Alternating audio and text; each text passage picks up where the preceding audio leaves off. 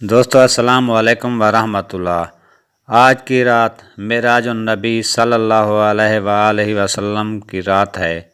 اس لیے ہم آپ کو حضرت صلی اللہ علیہ وآلہ وسلم کا معراج کی حقیقت بیان کرنا اور یہودی کا مسلمان ہونا وغیرہ کی حقیقت سناتے ہیں۔ ایک روایت میں آیا ہے کہ حضرت صلی اللہ علیہ وسلم بعد نماز فجر کے کچھ واقعات معراج شریف کے حضرت ابو بکر صدیق اور صحابہ کرام رضوان اللہ علیہم سے بیان فرماتے تھے۔ ابو بکر صدیق رضی اللہ تعالیٰ عنہ نے یہ بات صداقت آیات سنتے ہی کہا کہ صدقت یا رسول اللہ۔ اس سبب سے ان کا لقب بھی صدیق ہوا، اور جب ابو جہل وغیرہ نے یہ سن کر کہا کہ کذبتا، اس واسطے خطاب ان کافروں کو کذاب و زندیق و ملعون کا دیا گیا، اور جو کہ حضرت ابو بکر صدیق کے موافق رسول خدا صلی اللہ علیہ وآلہ وسلم کی معراج پر تصدیق کرے گا، وہ بے شک مثل ابو بکر صدیق رضی اللہ تعالی عنہ کے صدیقوں کے مرتبے میں ہے، اور جو کہ منکر معراج کا ہوگا وہ یقیناً مطابق ابو جہل کے لعین اور مردود ہوگا۔ اور اس محفل میں ایک یہودی گنوار نے معراج کا حال سن کر حضرت صلی اللہ علیہ وآلہ وسلم کو جھوٹا کہا، اور حضرت کے پاس سے اٹھ کر بازار میں آ کر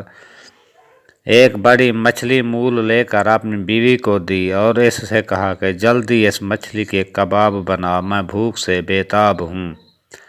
اور مجھے سخت بے قراری ہو رہی ہے، اتنا دن آیا اب تک نہارے منہ ہوں، جب میں دریا سے نہا کر آؤں گا تو پھر کھانا کھاؤں گا۔ وہ یہودی یہ کہہ کر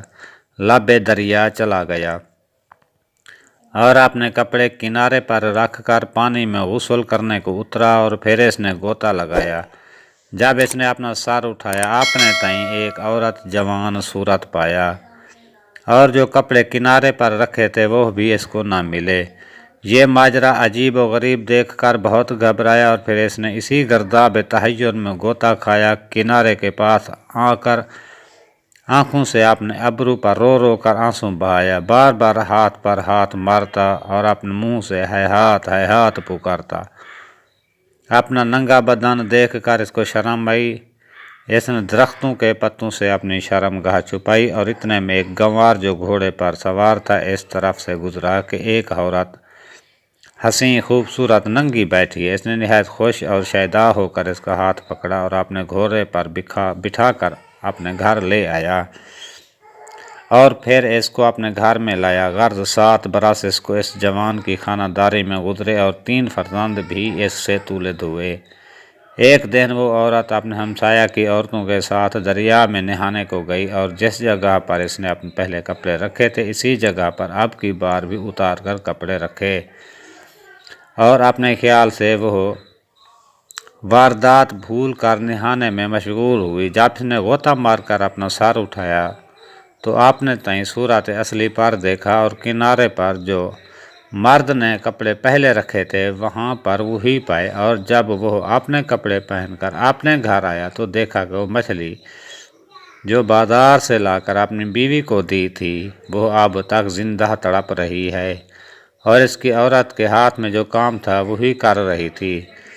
بعض روایت میں یوں آتا ہے کہ اس کی عورت سوت کاٹ رہی تھی، ابھی تک وہ پونی اس کے ہاتھ سے تمام نہ ہوئی تھی۔ پھر اس نے اپنی عورت سے جا کر کہا کہ تم نے ابھی تک مچھلی نہ پکائی، اتنی دیر تو نے پکانے میں کیوں کی ہے؟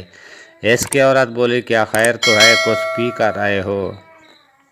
ابھی مچھلی لائے ہو، ایک لمحہ بھی کہیں مچھلی پکتی ہے؟ پھر اس نے اپنی بیتی ہوئی واردات کو اس سے بیان کیا۔ وہ بولی، اجی ابھی بہت دور ہو، اور معلوم ہوتا ہے کہ تم نشے میں چور ہو۔ اس نے یہ بات سن کر اپنے جی میں جانا کہ میں نے حال معراج کا سچ نہ جانا تھا، اور میں نے رسول خدا صلی اللہ علیہ وسلم کو جھوٹا سمجھا تھا، اسی سبب سے یہ حال مجھ پر گزرا، اس میں کچھ شک نہیں ہے۔ پس میں نے یقین کامل کیا کہ محمد صلی اللہ علیہ وآلہ وسلم سچے رسول ہیں اور دین اسلام برحق ہے۔